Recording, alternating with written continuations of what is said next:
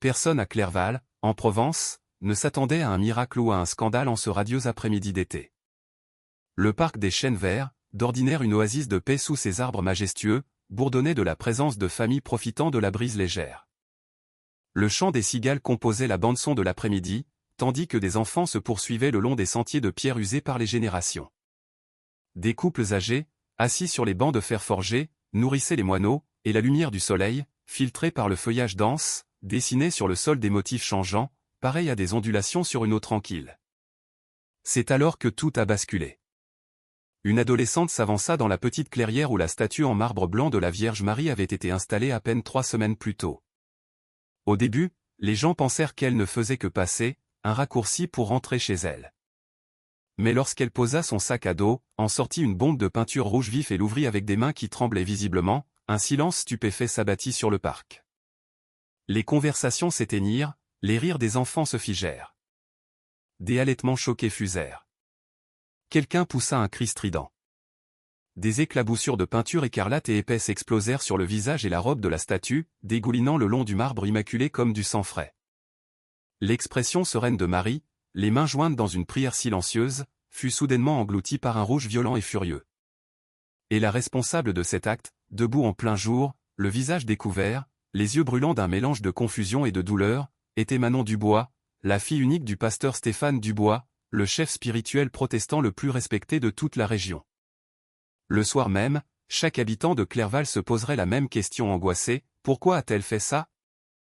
Le lendemain soir, leur question serait bien plus terrifiante encore, que lui est-il arrivé après? Clerval était le genre de village provençal où tout le monde connaissait tout le monde, ou du moins le croyait. Un lieu paisible, convivial, fier de ses traditions ancestrales et de ses murs en pierre dorée. Au cœur de ces traditions se trouvaient 2 communautés religieuses, la congrégation protestante, solidement établie depuis des siècles et dirigée par le pasteur Stéphane Dubois, et la paroisse catholique en pleine croissance, guidée par le père Antoine Moreau. Pendant des années, les 2 communautés avaient coexisté, cordiales en apparence, mais silencieusement divisées par des siècles d'histoire et de méfiance. On évitait les grandes disputes, mais une tension subtile couvait sous les sourires polis, surtout lorsqu'il s'agissait de la Vierge Marie. Ainsi, lorsque le père Antoine annonça que la paroisse avait fait don d'une statue en marbre de Notre-Dame au parc des Chênes Verts, un espace public et neutre fréquenté par tous, personne ne s'attendait à la tempête silencieuse que cela allait provoquer. La statue était d'une beauté saisissante. Sculptée dans un marbre de Carrare d'une blancheur laiteuse, elle se dressait à l'ombre d'un chêne vert immense, un arbre qui avait sans doute vu passer les guerres de religion. La lumière du soleil, tamisée par les feuilles persistantes, créait des arabesques douces qui dansaient sur les mains jointes de Marie. De nombreux visiteurs, même non-croyants, avouaient que la clairière dégageait une paix inhabituelle, comme si l'air y était plus doux. Mais tout le monde n'accueillit pas ce don avec bienveillance. Certains membres plus rigides du temple protestant se plaignirent que la statue était de la propagande catholique, une idole païenne en plein cœur de leur village. D'autres chuchotaient que cela sèmerait la confusion chez les jeunes. Quelques-uns suggérèrent même d'exiger son retrait auprès de la mairie. Le pasteur Stéphane, lui, ne dit rien. Il garda ses pensées pour lui, prêchant le calme lorsque la congrégation en débattait après le culte du dimanche. Il leur rappela que le parc appartenait à tous et que la bienveillance, non la suspicion, devait guider leur réaction. Mais tandis qu'il prononçait ces mots apaisants, quelque chose dans son regard laissait deviner une histoire plus profonde, plus ancienne. Manon le remarqua. Elle remarquait toujours les choses que son père ne disait pas. Au lycée, elle entendait les ragots qui tourbillonnaient. Ses amis plaisantaient sur l'idolâtrie, se moquant des catholiques qui s'arrêtaient pour prier devant la statue après leur jogging matinal. Manon riait avec eux, bien que son rire sonnât faux. Elle voulait s'intégrer, être comme les autres, et surtout, elle voulait protéger la réputation de son père. Mais au fond d'elle, la statue la troublait. Ce n'était pas seulement la vue des gens s'agenouillant devant elle. C'était la façon dont son père l'avait regardée lors de l'inauguration. Silencieux, contemplatif, presque ému. Elle ne l'avait jamais vu regarder quoi que ce soit de cette manière. Cela la déconcertait et, plus que tout, cela l'effrayait. Plus elle y pensait, plus elle sentait que quelque chose lui échappait, que le monde bien ordonné de son enfance se fissurait. Les rumeurs selon lesquelles son Église se montrait trop conciliante envers les catholiques ne firent qu'aggraver les choses. Elle ne voulait pas que l'autorité de son père soit remise en question. Elle ne voulait pas que ses amis se moquent de lui. Elle ne voulait pas que son univers, si soigneusement construit, change. Alors, elle retourna sa frustration contre la statue. Ce n'était pas logique. Ce n'était pas juste. Mais elle était devenue le symbole de tout ce qu'elle ne comprenait pas, de tout ce qui lui faisait peur. Dans les jours qui suivirent, Manon évita soigneusement le parc. Mais la statue persistait dans ses pensées, une image qu'elle ne parvenait pas à chasser, un poids qu'elle ne pouvait expliquer. Le visage serein et doux de Marie semblait la suivre partout. Et le matin où elle finit par craquer, le matin le plus ensoleillé du mois, elle se dirigea droit vers le parc des Chênes Verts avec une bombe de peinture rouge qui allait changer Clerval pour toujours. Dans les heures qui suivirent l'incident au parc des Chênes Verts, la maison de campagne des Dubois, d'ordinaire un havre de paix où résonnaient doucement les cantiques, était chargée d'une tension presque électrique. Manon était assise au bord de son lit, les mains encore tremblantes, l'odeur de la peinture séchée flottant faiblement sur sa peau, même après s'être frottée jusqu'à se brûler les bras. En bas, la porte d'entrée s'ouvrit. Des pas lourds, un long soupir. Son père était rentré. Le pasteur Stéphane Dubois venait de passer l'après-midi à naviguer dans un ouragan émotionnel. Des notables de la commune exigeant des explications, des paroissiens le suppliant de maîtriser sa fille, et d'autres, furieux, menaçant de porter l'affaire devant les autorités. Il avait tenu bon, usant de mots calmes, mais à l'intérieur, il était en train de se briser. Sa fille avait publiquement profané une statue religieuse. Pire encore, elle l'avait fait en plein jour, devant des familles et des personnes âgées qui l'avaient reconnu instantanément. Et maintenant, l'histoire s'était répandue à travers Clerval plus vite qu'un feu de forêt en été. Il s'arrêta au bas de l'escalier, reprenant son souffle. « Manon » appela-t-il doucement. « Il faut qu'on parle. » Elle ne répondit pas tout de suite, la mâchoire serrée, les battements de son cœur résonnant dans ses oreilles. Quand elle ouvrit enfin la porte de sa chambre, elle trouva son père assis à la petite table en bois dans le couloir, celle qu'il utilisait pour prier tard dans la nuit. Sa Bible était ouverte, mais il ne la lisait pas. Ses mains étaient jointes si fort que ses phalanges étaient blanches. « Pourquoi » demanda-t-il. Sans colère, sans cri, juste une blessure à peine voilée dans la voix. Et d'une certaine manière, cela la blessa plus que tout. La voix de Manon se brisa. Les gens disaient des choses sur toi, sur notre église. Ils disaient que les catholiques prenaient le contrôle du village, que tu ne faisais rien. Le pasteur Stéphane ferma les yeux, expirant lentement. Alors, tu as pensé que leur faire du mal m'aiderait ? La question perça ses défenses. Je ne voulais pas que ça prenne une telle ampleur. J'étais juste fatigué. Fatigué d'entendre les gens parler, fatigué de sentir que tout change et que personne ne se soucie de ce que nous pensons. Son père leva enfin les yeux. Ils étaient rouges, non de colère, mais d'épuisement. Manon, la foi ne se défend pas par la violence ou l'humiliation. Tu as blessé des gens aujourd'hui, des gens qui ne t'ont jamais fait de mal. Tu leur as fait honte, et tu t'es fait honte. Elle se hérissa. Mais ils adorent des statues. N'est-ce pas mal ? N'est-ce pas ce que nous avons toujours cru ? L'air devint immobile. Le pasteur Stéphane déglutit difficilement. Sa voix tomba à un murmure. La croyance n'est pas une arme. Et les choses que tu penses savoir, tu ne connais pas toute l'histoire. Manon fronça les sourcils. Quelle histoire ? Il faillit répondre. Il faillit lui dire la vérité qui vivait en lui depuis des décennies. Mais il hésita, la peur vacillant dans ses yeux. Ce n'est pas le moment, dit-il calmement. Mais bientôt. Elle secoua la tête, confuse et frustrée. Tu me caches quelque chose. Il ne le nia pas. Et ce silence, plus que la statue, plus que la peinture, plus que le scandale qui éclatait dehors, devint l'étincelle qui allait pousser Manon plus profondément dans la tempête qu'elle avait involontairement déclenchée. Le soleil était au-dessus du parc des Chênes Verts ce jeudi matin, projetant une lumière dorée à travers le dais des feuilles comme si le village avait été enveloppé d'une douce bénédiction estivale. Des joggeurs suivaient les sentiers sinueux. Des mères poussaient des landaux près de la mare aux canards, et des retraités se rassemblaient sous le kiosque pour leur partie de pétanque hebdomadaire. C'était, à tous points de vue, une journée ordinaire, jusqu'à l'apparition de Manon Dubois. Elle marchait d'un pas faussement assuré, serrant le sac à dos qui contenait la bombe de peinture rouge vif. Ses paumes étaient moites, sa respiration saccadée. Chaque pas semblait plus lourd que le précédent, mais la frustration mêlée de peur, d'orgueil et d'une profonde confusion qu'elle ne pouvait nommer la propulsait en avant. Elle atteignit la clairière. La statue se dressait paisiblement sous le chêne géant, la lumière du soleil scintillant sur le marbre comme si la figure elle-même irradiait le calme. L'air était silencieux, hormis le chant des oiseaux et des rires lointains. Manon s'arrêta. Un instant, une lueur de doute traversa son visage. Elle n'était pas une mauvaise personne. Tout le monde au village le savait. Elle était bénévole à la maison de retraite, aidait son père à organiser des collectes de charité. Mais quelque chose en elle avait cédé, son monde se sentait menacé, sa foi ébranlée, et la statue était devenue le symbole de tout ce qu'elle ne pouvait contrôler. Elle posa son sac à dos. Une femme assise sur un banc voisin, une catholique âgée nommée Madame Monique Leroy, observait Manon avec curiosité. Elle reconnut la fille du pasteur, mais n'y pensa pas plus avant que Manon ne sorte la bombe de peinture de son sac. « Ma petite, qu'est-ce que tu fais » demanda la femme, la voix tremblante. Manon ne répondit pas.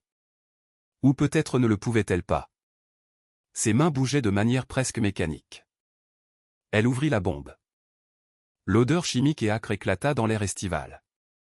Les gens se tournèrent. Les joggeurs ralentirent jusqu'à s'arrêter. Un père prit son jeune enfant dans ses bras, ne sachant pas ce qui se passait. Puis Manon leva la bombe. Pendant une fraction de seconde, leurs yeux se croisèrent, les siens remplis de confusion et de panique, les leurs d'incrédulité, puis elle projeta la peinture. Une éclaboussure sonore résonna dans la clairière. Une épaisse peinture pourpre explosa sur le visage serein de Marie, dégoulinant entraînait déchiqueté sur ses mains jointes et le long de sa robe fluide. Elle s'infiltra dans les rainures du marbre comme du sang, trouvant de vieilles blessures. La foule suffoqua. Un adolescent cria « Eh, qu'est-ce qui te prend ?» Une mère cacha les yeux de ses enfants. Madame Leroy éclata en sanglots. Manon recula en titubant, respirant difficilement, le visage aussi pâle que le marbre en réalisant ce qu'elle avait fait. Le chaos éclata instantanément. La moitié des gens sortirent leur téléphone. D'autres coururent vers le gardien du parc. Quelques-uns restèrent figés, abasourdis. Et quelque part au loin, une sirène retentit, appelée non par la malveillance, mais par le choc. Manon se retourna et s'enfuit, ses pas martelant l'herbe. Derrière elle, la statue se dressait, maculée de rouge, la lumière du soleil attrapant la peinture jusqu'à ce qu'elle brille comme un feu frais. Au moment où elle atteignit le bord du parc, elle entendit quelqu'un dire « C'est la fille du pasteur. » Que Dieu lui vienne en aide, et qu'il nous vienne en aide à tous. En fin d'après-midi, Clerval n'était plus le paisible village provençal qu'il avait été le matin même. La nouvelle de l'incident s'était propagée plus vite qu'un feu de garrigue en été. La photo de la Vierge Marie couverte de peinture rouge avait déjà circulé sur tous les groupes Facebook locaux, les chaînes de messages et les forums communautaires. Et à chaque partage, l'indignation grandissait. À l'église Sainte-Anne de Clerval, le père Antoine était en pleine préparation d'une réunion lorsque son téléphone se mit à vibrer sans interruption. « Mon père, est-ce que c'est vrai ? Mon père, avez-vous vu ce qu'ils ont fait à Notre-Dame ? S'il vous plaît, venez au parc. » Les gens pleurent. Lorsqu'il arriva enfin au parc des Chênes Verts, il trouva plus de 50 paroissiens rassemblés autour de la clairière. Certains murmuraient des prières, les lèvres tremblantes. D'autres essuyaient leurs larmes. Quelques-uns se tenaient figés, incapables de regarder la statue, mais aussi incapables de se détourner. Une jeune mère serrait son enfant dans ses bras et murmurait « Pourquoi quelqu'un ferait-il ça ? Qu'est-ce qui peut rendre une jeune fille si en colère ?» Mais il n'y avait pas que les catholiques qui étaient secoués. De l'autre côté du village, dans le sanctuaire du temple protestant de Clerval, le pasteur Stéphane Dubois faisait face à sa propre tempête. Sa congrégation s'était rassemblée en petits groupes agités, certains inquiets, d'autres en colère, d'autres encore embarrassés au-delà des mots. Au moment où il entra dans la salle, il sentit une centaine de regards se poser sur lui comme des accusations. Un homme d'âge mûr, diacre de longue date, s'avança. « Pasteur, la gendarmerie a appelé. Il pose des questions sur Manon. » La voix d'une autre femme tremblait d'agitation. « Nous ne pouvons pas ignorer cela. Elle a attaqué un symbole religieux publiquement. Les gens pensent qu'elle nous représente. » Le pasteur Stéphane déglutit. « Manon répondra de ses actes. Mais s'il vous plaît, souvenez-vous, c'est une enfant. Elle a peur. Une voix sévère s'éleva du fond de la salle. Une enfant? Elle a 17 ans. Elle savait exactement ce qu'elle faisait. Cela nous fait tous passer pour des fanatiques. Un murmure d'approbation parcourut la pièce. Le pasteur Stéphane sentit sa poitrine se serrer. Il avait passé des années à prêcher la compassion, l'unité et l'humilité. Pourtant, aujourd'hui, les gens qu'il guidait semblaient se soucier davantage de l'image publique que de la douleur derrière l'acte. De retour au parc des Chênes Verts, le père Antoine s'approcha doucement de Madame Leroy, qui était toujours assise sur le banc où elle avait été témoin de l'incident. « Je n'aurais jamais pensé voir quelque chose comme ça. »« Pas ici, » murmura-t-elle. Le visage de la jeune fille, elle avait l'air si perdue, « Mon père. » Antoine hocha la tête. Parfois, ceux qui blessent les autres sont ceux qui souffrent le plus.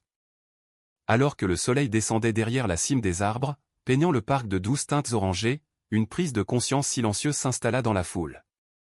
La peinture rouge n'était pas seulement du vandalisme.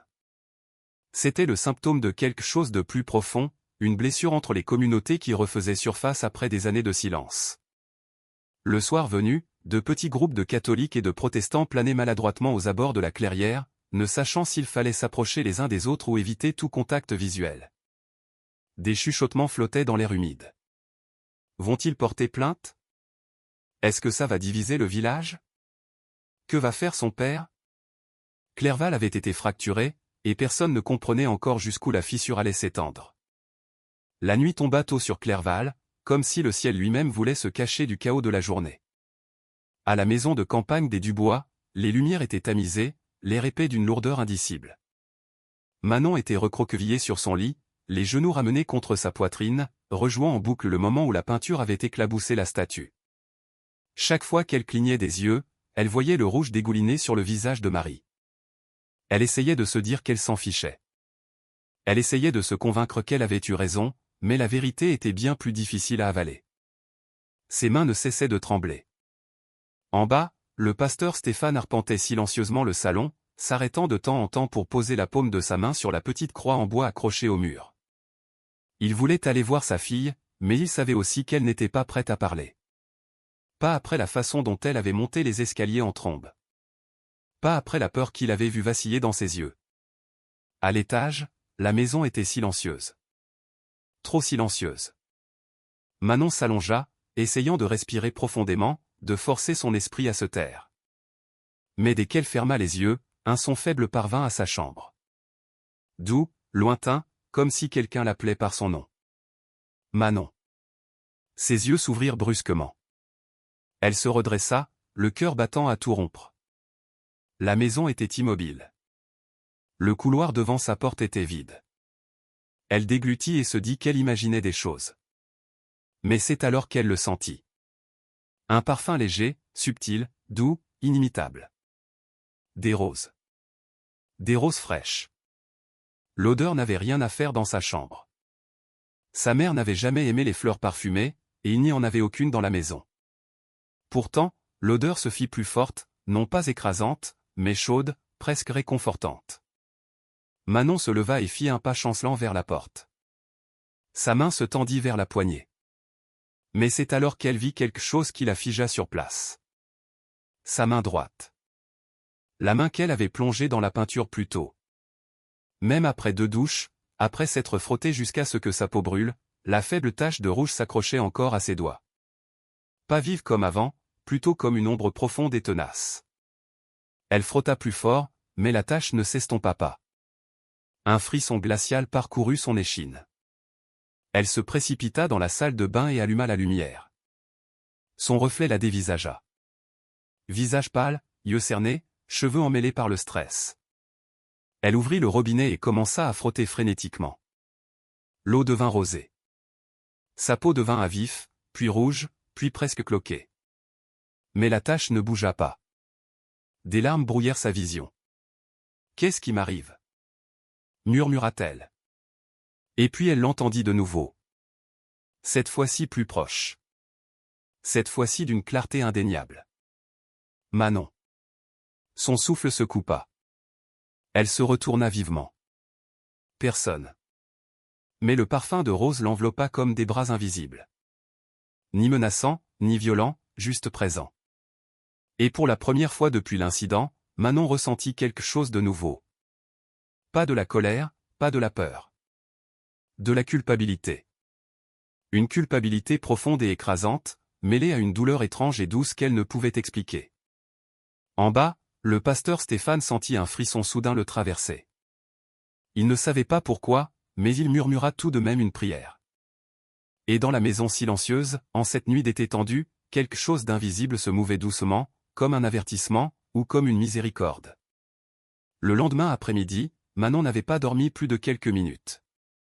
Chaque fois qu'elle s'assoupissait, elle sentait le murmure de son nom ou captait une faible trace de l'odeur de rose flottant juste au-dessus de son oreiller. Elle se répétait que c'était son imagination, le stress, la peur de ce qu'elle avait causé. Mais au fond d'elle, elle savait que ce qui se passait n'était pas normal. Le soir venu, son corps finit par céder. Une fièvre brûlante la frappa comme un coup de foudre. Un instant, elle faisait les 100 pas dans sa chambre, les bras enroulés étroitement autour d'elle. L'instant d'après, ses genoux fléchirent et elle s'effondra sur le tapis. La pièce tournait follement. Ses poumons luttaient pour trouver de l'air et son cœur battait comme un moineau piégé. Papa. Sa voix s'échappa à peine de ses lèvres. Le pasteur Stéphane se précipita à l'étage en entendant le bruit sourd, un son qu'aucun père n'oublie jamais. Il la trouva sur le sol, la peau brûlante au toucher, les cheveux trempés de sueur. Manon, ma chérie, regarde-moi. Mais ses yeux se voilaient déjà, roulant en arrière alors que son corps tremblait. Il la prit dans ses bras, murmurant des prières frénétiques qu'il n'avait pas prononcées depuis des années. Seigneur, s'il te plaît, ne laisse rien lui arriver. Il la déposa sur le lit, attrapa un linge frais, appela le médecin, puis plana impuissant alors que sa respiration devenait superficielle. Elle murmura quelque chose à peine audible, et il se pencha.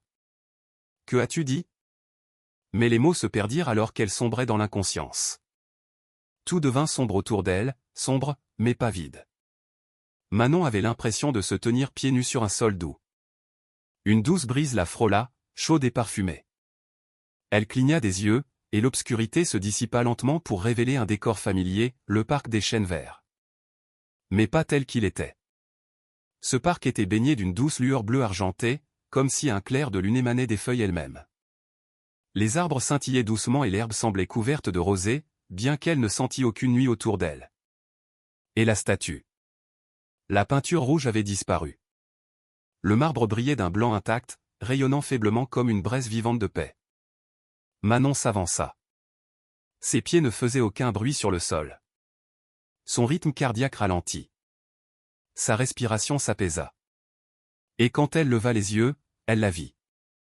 Debout juste à droite de la statue, une femme vêtue d'un bleu profond et serein, voilée d'une douce lumière. Son visage était doux, ses yeux pleins d'une tristesse qui semblait ancienne et d'un amour qui paraissait incroyablement chaleureux. Manon se figea. La femme ne parlait pas, ne bougeait pas. Elle la regardait simplement, son regard constant mais infiniment tendre, comme si elle avait connu Manon toute sa vie. Quelque chose à l'intérieur de Manon se brisa. Je ne voulais pas, sa voix tremblait. La femme ne dit toujours rien, mais un sentiment la submergea. Silencieux, lourd, écrasant. Ni accusation, ni colère, ni punition. De la compassion. Une compassion pure et poignante. Les genoux de Manon cédèrent. Elle se couvrit le visage et pleura, de profonds sanglots secouants. Elle ne s'était pas autorisée à pleurer depuis l'enfance. La femme en bleu s'approcha, et bien qu'elle ne l'ait jamais touchée, Manon sentit une chaleur l'envelopper comme une étreinte faite d'air et de lumière. Une voix, non pas externe, non pas audible, mais d'une certaine manière indubitable, fleurit dans son cœur. « Tu es aimé. » Puis tout s'estompa. Manon se réveilla en sursaut avec un violent frisson. Sa fièvre avait disparu. Sa chambre était silencieuse. L'odeur de rose flottait doucement dans l'air. En bas, son père entendit le sursaut et monta les escaliers en courant.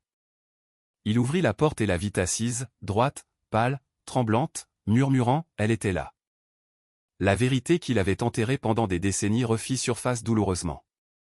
Le pasteur Stéphane resta figé sur le seuil, le souffle coupé quelque part entre la peur et la reconnaissance. Manon était assise, voûtée, au bord du lit, ses doigts agrippant la couverture comme si c'était la seule chose qui l'ancrait à la réalité. Ses yeux, encore vitreux de fièvre et de larmes, le regardèrent avec un mélange de terreur et d'admiration. Elle était là, murmura Manon, au parc en bleu, elle me regardait. Stéphane sentit la pièce vaciller, comme si l'air s'était épaissi. Il déglutit difficilement. Manon, commença-t-il doucement, qu'as-tu vu exactement? Elle secoua la tête. Je ne sais pas, mais ce n'était pas comme un rêve. C'était réel, plus réel que tout. Papa, qu'est-ce qui m'arrive? Il s'assit à côté d'elle, ses propres mains tremblant. Pendant des années, des décennies même, il avait enfoui un souvenir si profondément que même ses amis les plus proches ou sa congrégation ne se doutaient de rien. C'était le seul chapitre de sa vie qu'il avait caché à tout le monde, y compris à sa propre fille. Mais maintenant, il sentait que ce secret se frayait un chemin vers la surface. Manon, dit-il calmement, ce que tu as vu, je crois que je sais ce que c'était. Ses yeux s'écarquillèrent. Vraiment? Il expira, tremblant, s'adossant alors que son regard se perdait vers le plafond. Je ne t'ai jamais raconté ça. Je ne l'ai jamais raconté à personne. Et avec ces mots, quelque chose dans la pièce changea. La maison sembla soudainement plus vieille, comme si le temps s'était replié sur lui-même, rouvrant une ancienne blessure. J'avais 21 ans, commença-t-il. J'étais encore au séminaire, j'essayais encore de trouver ma place. Je n'étais pas toujours certain. J'avais des doutes, de grands doutes. Et une nuit d'hiver, après une terrible tempête de neige dans les Cévennes, je rentrais en voiture après avoir rendu visite à un ami dans un autre village. Il fit une pause. Sa voix devint rauque. Les routes étaient verglacées. Un chevreuil a traversé devant la voiture. J'ai donné un coup de volant et la voiture a dérapé, a quitté la route et a dévalé un ravin. Elle a fait 2 tonneaux. Je n'aurais pas dû survivre. Manon retint son souffle. Quand la voiture s'est immobilisée, j'étais la tête en bas. Du sang dans les yeux, l'air glacial s'engouffrant par la vitre brisée. Je me souviens avoir pensé, ça y est. Je ne pouvais plus bouger mes jambes, je ne pouvais pas atteindre mon téléphone. Il ferma les yeux. Et c'est là que je l'ai vu. Le cœur de Manon manqua un battement. La voix de Stéphane tremblait alors qu'il continuait. Une femme vêtue de bleu, debout à l'extérieur de la voiture. La neige ne la touchait pas. Elle ne parlait pas, mais j'ai senti une chaleur, comme si quelqu'un enroulait une couverture autour de mon âme. Manon serra la couverture plus fort. Elle m'a regardé, murmura-t-il, de la même manière que tu viens de le décrire. Et puis la douleur a cessé. Mes jambes ont bougé. J'ai rampé hors de la voiture. 1 minute plus tard, la voiture a pris feu. Manon suffoqua. J'ai essayé d'en parler à mon pasteur de l'époque, dit-il, mais il m'a averti de ne pas en parler. Il a dit que cela sèmerait la confusion dans le troupeau. Alors je l'ai enterrée. Je l'ai enterrée, elle. Sa voix se brisa. Mais je ne l'ai jamais oubliée. Un silence tremblant emplit la pièce. Manon le fixait. Son père, l'homme en qui elle avait plus confiance que quiconque, confessait maintenant une vérité qui remodelait tout ce qu'elle avait jamais cru. Papa, murmura-t-elle, les larmes aux yeux, qu'est-ce que j'ai vu? Le pasteur Stéphane prit doucement sa main. La même femme qui m'a sauvé, dit-il. La même femme dont tu as peint la statue. Ses yeux brillaient. La mère de Jésus. Manon ne dormit pas. Pas après avoir entendu le secret que son père avait gardé enfoui pendant près de 20 ans. La maison semblait différente maintenant. Chaque mur, chaque cadre photo, chaque coin silencieux était soudainement lourd d'une vérité qu'elle n'avait jamais considérée comme possible. Son père, l'homme qui lui avait enseigné tout ce en quoi elle croyait, avait un jour été sauvé par la figure même qu'elle avait profanée devant tout le village. Alors que minuit s'infiltrait dans Clerval, des ombres s'étiraient sur les murs de sa chambre. Pourtant, malgré l'obscurité extérieure, l'air de sa chambre semblait agité, comme si quelque chose s'éveillait, comme si quelque chose appelait. Et puis elle le sentit de nouveau. Des roses. Doux, clairs, proches. Manon se redressa lentement, le cœur battant. Elle regarda vers sa fenêtre fermée. Pas de brise, pas de fleurs, mais le parfum flottait autour d'elle comme un murmure. Son regard se déplaça vers la porte. Sans comprendre pourquoi, elle se leva. Quelque chose de doux mais d'insistant tirait sur son cœur. Pas la peur, pas la culpabilité, quelque chose de plus profond, quelque chose comme un désir. Elle enfila un sweat à capuche, descendit les escaliers sur la pointe des pieds et sortit dans la douce nuit provençale. Les rues étaient calmes. Les lumières des porches vacillaient doucement.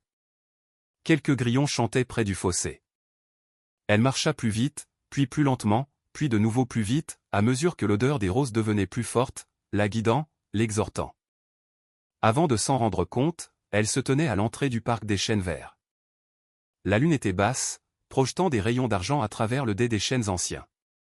Le parc semblait différent la nuit, à la fois paisible et étrange, comme si la frontière entre la terre et le ciel s'était amincie.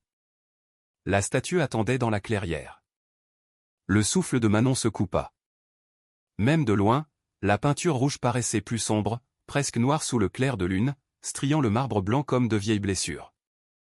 L'air autour de la clairière était immobile, trop immobile. Elle s'approcha. Ses pas résonnaient faiblement sur le sentier de pierre. Chaque ombre semblait vivante. Chaque feuille semblait murmurer.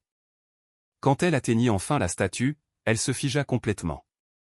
Le marbre brillait. Pas de manière éclatante, à peine plus qu'un souffle de lumière, mais assez pour que son cœur heurte ses côtes. Un doux chatoiement blanc émanait du visage de la statue, comme s'il captait une source de lumière qui n'existait pas. Manon regarda, incapable de cligner des yeux. Une brise balaya la clairière, douce et chaude, agitant les feuilles au-dessus, mais les branches ne bougeaient pas. L'air lui-même semblait se mouvoir, pas les arbres. Puis la lueur s'intensifia. La peinture autour du visage de Marie commença à s'amincir, à se rétracter comme la rosée s'évaporant au lever du soleil. Les traînées rouges se dissolvaient en rien, disparaissant dans l'air sans laisser de traces. Manon halta. Ses genoux heurtèrent le sol. Les roses, si faibles à la maison, inondèrent la clairière de leur parfum. Sa gorge se serra. Les larmes pointèrent au coin de ses yeux. « Je suis désolée », murmura-t-elle. « Je suis tellement, tellement désolée. » Une chaleur descendit sur elle, douce, réconfortante, comme des mains invisibles posées sur ses épaules. Elle sentit sa respiration se calmer. Elle sentit son cœur s'apaiser. Elle sentit quelque chose en elle, quelque chose de meurtri, de colérique, de brisé, commencer à fondre. Dans le silence du parc des Chênes Verts, sous le ciel de minuit, Manon Dubois pleura, non de peur, mais de repentance, et dans une paix qu'elle n'avait jamais connue. La clairière était silencieuse, à l'exception des doux sanglots de Manon. Elle était agenouillée sur le sol frais, les paumes pressées contre la terre humide, les épaules secouées alors que le clair de lune l'enveloppait comme un voile fragile. La statue continuait de briller faiblement, de manière constante et douce, comme si elle répondait à sa brisure. La dernière traînée de peinture rouge sur la joue de Marie s'amincit, se dissipa, puis disparut complètement. Le marbre, il y a quelques instants blessé par l'attaque, se dressait à nouveau immaculé. Manon suffoqua à travers ses larmes. « S'il vous plaît, je ne savais pas. Je ne comprenais pas. » Sa voix se brisa, perdue quelque part entre la confession et le désespoir. Et puis la chaleur revint. Elle se déversa sur elle comme un rayon de soleil perçant les nuages. Douce au début, puis plus profonde, remplissant ses poumons, sa poitrine, ses mains tremblantes. Le parfum des roses s'intensifia, tourbillonnant autour d'elle jusqu'à ce qu'elle ait l'impression d'être agenouillée à l'intérieur d'un jardin vivant. Son souffle se coupa. L'air devant la statue scintilla, juste un vacillement comme la chaleur montant de l'asphalte. Manon cligna des yeux, ne sachant pas si c'était un autre rêve fiévreux ou son esprit épuisé qui lui jouait des tours. Puis elle le sentit. Une présence. Pas une figure qui s'avançait, pas une ombre, pas un contour visible, mais une proximité, douce, sainte, indubitablement réelle. Elle l'entourait de la manière dont une mère pourrait s'approcher d'un enfant effrayé, silencieusement, patiemment, offrant la paix sans un seul mot. Manon leva une main tremblante vers son visage et se figea. La faible tache de peinture rouge sur ses doigts était en train de disparaître. Juste sous ses yeux, l'ombre tenace qu'elle avait frottée jusqu'à se brûler la peau fondit simplement, laissant sa main propre, lisse, sans tache. Sa bouche s'entr'ouvrit. Non, non, ce n'est pas possible. Mais cela se produisait, là, entre ses mains. Son cœur martelait ses oreilles. Sa poitrine se serra, non de peur, mais d'un soulagement étrange et écrasant. Quelque chose en elle, quelque chose qu'elle avait fermement verrouillé, s'effondra. Je suis désolé, murmura-t-elle de nouveau, la voix à peine audible. Je ne savais pas ce que je faisais. Je ne savais pas qui vous étiez vraiment. Une seule larme glissa sur sa joue, puis elle sentit le murmure. Pas à travers ses oreilles, pas venant des arbres, pas venant du vent. De l'intérieur de sa poitrine. Profond, chaud, indubitable. Tu n'es pas perdu. Le souffle de Manon se brisa en un sanglot silencieux.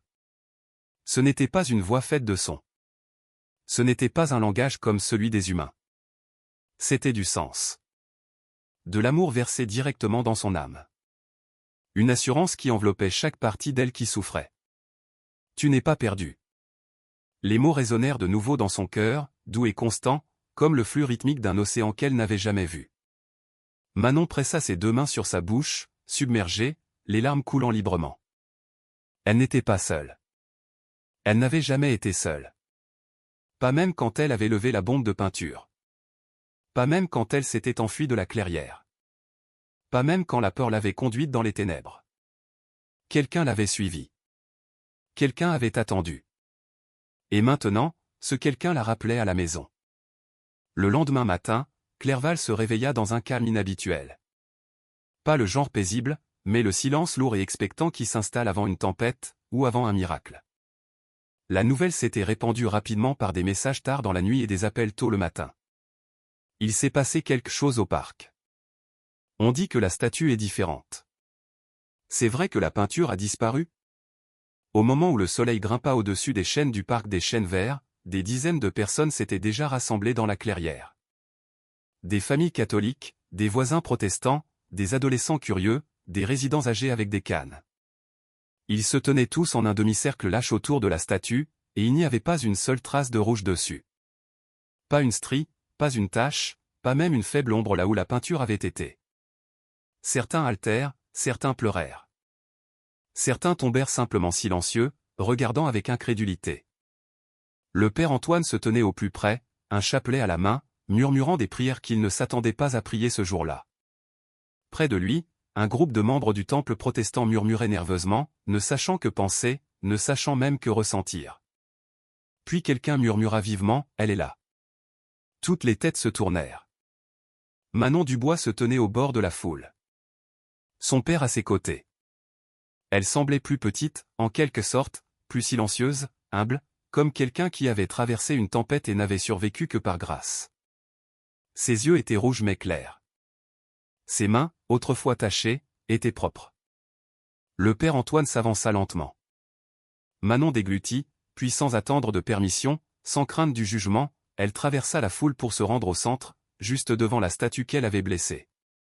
Ses genoux heurtèrent le sol. Personne ne respirait.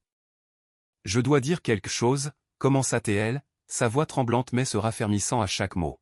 « Hier, j'ai fait quelque chose de terrible. J'ai blessé des gens. J'ai blessé tout ce village. J'ai blessé mes amis, mes voisins. » Sa voix se brisa. « Et j'ai blessé la mère de Jésus. » Une onde de choc parcourut la foule. Elle continua, les larmes coulant librement maintenant. J'étais en colère. J'étais confuse. Et je pensais que je défendais quelque chose. Mais en réalité, je fuyais quelque chose que je ne comprenais pas. Et je fuyais un amour que je ne pensais pas mériter. Les yeux de son père brillaient. Manon inclina la tête, les mains jointes. Je suis désolé, pour vous tous, pour ce village, et pour elle. Un sanglot étouffé s'éleva de quelque part dans la foule. Puis un autre. Même certains des membres les plus rigides de la congrégation du pasteur Stéphane s'essuyèrent les yeux. Quand Manon se releva, les jambes tremblantes, quelque chose d'inattendu se produisit. Madame Leroy, la femme âgée qui avait été témoin du vandalisme, s'avança et enlaça Manon. Pas de colère, pas de jugement, juste le pardon. Puis d'autres s'avancèrent, catholiques et protestants, posant une main sur son épaule, murmurant un merci, nous sommes avec toi, silencieux. Même le père Antoine s'approcha, plaçant deux doigts doux sur son cœur en un geste de paix. Le pasteur Stéphane imita le geste. Pour la première fois depuis des décennies, les habitants de Clerval se tenaient ensemble dans la même clairière. Non pas comme deux églises, mais comme une communauté blessée, en voie de guérison. Et au-dessus d'eux, la lumière du soleil filtrait à travers les branches du chêne ancien, atterrissant sur le visage restauré de la statue en marbre comme une bénédiction silencieuse. Le parc des Chênes Verts n'avait jamais vu une telle foule. Ni pour un pique-nique, ni pour une fête de village, pas même pour le festival des vendanges tant aimé de Clerval. En milieu d'après-midi, la clairière autour de la statue était remplie de résidents debout épaule contre épaule. Catholiques, protestants, des gens qui n'avaient pas mis les pieds dans une église depuis des années, des adolescents venus parce que leurs amis y étaient, des couples âgés qui marchaient lentement mais refusaient de rester chez eux. Ils étaient venus parce que quelque chose d'inexplicable s'était produit, et parce que quelque chose d'encore plus inexplicable se produisait en eux. Le père Antoine s'approcha du pasteur Stéphane avec un sourire hésitant. « Nous devrions dire quelque chose, murmura-t-il. Le pasteur Stéphane hocha la tête, la voix douce. Oui, mais pas seul. Les deux hommes, autrefois distants, parfois opposés, marchèrent ensemble jusqu'au centre de la clairière. Un silence se répandit dans la foule, se propageant vers l'extérieur jusqu'à ce que même les enfants se taisent. Le pasteur Stéphane commença, sa voix portant le poids des années pendant lesquelles il avait évité certaines vérités. Mes amis, aujourd'hui, nous sommes témoins de quelque chose qu'aucun de nous ne peut pleinement expliquer. Un mal a été commis. Mais quelque chose de plus grand a touché cet endroit. Quelque chose que nous ne pouvons nier. Il fit une pause. La brise soufflait dans les feuilles au-dessus, dispersant des pluies de lumière sur l'herbe. J'ai cru un jour que nos différences étaient des murs destinés à nous protéger, continua-t-il. Mais j'avais tort. Parfois, ces murs nous empêchent de voir l'amour que Dieu essaie de nous donner. Il se tourna vers le père Antoine. Le père Antoine hocha la tête. Et parfois, ajouta doucement le prêtre, Dieu parle plus fort lorsque nous sommes le plus brisés. Aujourd'hui, nous ne sommes pas deux communautés. Nous sommes une. Nous nous tenons devant le même Dieu, demandant la même grâce. La foule écoutait comme si elle entendait quelque chose qu'elle attendait sans le savoir. Le pasteur Stéphane déglutit, puis prononça des mots qu'il n'avait jamais dits publiquement. Et aujourd'hui, je suis reconnaissant pour l'intercession de la mère de Jésus. Pour ce qu'elle a fait pour ma fille, et pour ce qu'elle a fait pour moi il y a de si nombreuses années. Un murmure parcourut la foule. Surpris, ému, mais chaleureux. Manon se tenait à proximité, des larmes coulant silencieusement sur ses joues. Entendre son père prononcer ces mots à voix haute, c'était comme regarder une porte verrouillée s'ouvrir dans un silence lent et respectueux. Le père Antoine prit une profonde inspiration. « Voulez-vous vous joindre à nous dans la prière ?» Il n'y eut aucune hésitation. Les gens inclinèrent la tête. Certains s'agenouillèrent sur l'herbe. D'autres, incapables de s'agenouiller, posèrent une main sur leur cœur. Le pasteur Stéphane posa sa main sur l'épaule de la statue, quelque chose qu'il n'avait jamais osé faire auparavant. Ensemble, deux responsables, deux congrégations, un village, ils prièrent. Non pas à l'unisson parfait, non avec les mêmes mots, pas chacun dans la même tradition, mais d'un seul cœur. Une prière pour la guérison, pour l'unité, pour le pardon, pour la compréhension, pour la paix. Et alors que leur voix s'élevait, quelque chose de subtil changea dans l'air. La lumière filtrant à travers les branches de chêne sembla plus chaude, presque dorée. Une douce brise balaya la clairière, transportant l'inconfondable parfum de rose. Beaucoup le remarquèrent, beaucoup pleurèrent. Lorsque la prière prit fin, personne ne bougea pendant un long moment. C'était comme si Clerval avait expiré pour la première fois depuis des années. Les épaules se détendirent, les yeux s'éclaircirent, les cœurs s'apaisèrent. Les vieilles blessures entre les deux églises ne semblaient plus si profondes. Et pour la première fois depuis des décennies, le parc des Chênes Verts ressemblait à un lieu saint. Dans les jours qui suivirent, Clerval semblait plus léger. Pas parfait, pas soudainement libéré de toutes ses blessures, mais adouci, comme une branche raide qui se courbe enfin vers la lumière du soleil. Les conversations autrefois prudentes devinrent sincères. Les voisins qui évitaient le contact visuel se saluaient maintenant par-dessus les haies. Même les adolescents qui avaient partagé la vidéo du vandalisme de Manon chuchotaient maintenant sur la nuit du miracle au parc des Chênes Verts avec un respect étonné. Et au centre même de cette transformation silencieuse se trouvait Manon Dubois. Elle se réveillait chaque matin en se sentant différente. pas rayonnante ou triomphante, mais humble d'une manière qui rendait chaque petite chose précieuse. Le chant des oiseaux dans le jardin, la chaleur du soleil à travers la fenêtre de sa chambre, la vue de son père priant doucement à la table de la cuisine, en paix pour la première fois depuis des années. La peinture rouge avait disparu de la statue, mais elle avait aussi disparu de son cœur. Le premier dimanche après l'incident, Manon fit quelque chose qui fit marquer une pause à tout le village. Elle se rendit à l'église Sainte-Anne de Clerval. Pas pour se convertir, pas pour faire une déclaration, juste pour s'asseoir tranquillement. Le pasteur Stéphane marcha à ses côtés, sa main doucement posée sur son épaule. Lorsqu'ils atteignirent l'entrée, le père Antoine les accueillit avec un sourire qui ne contenait aucun jugement, seulement un accueil chaleureux. Les paroissiens qui l'avaient autrefois regardé avec douleur hochaient maintenant la tête avec des yeux chaleureux et indulgents. Manon se glissa sur le dernier banc.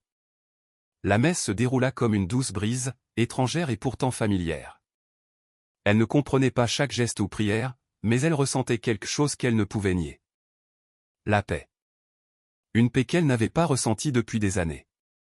Après l'office, elle resta pour aider à rassembler des conserves pour la collecte alimentaire de la paroisse.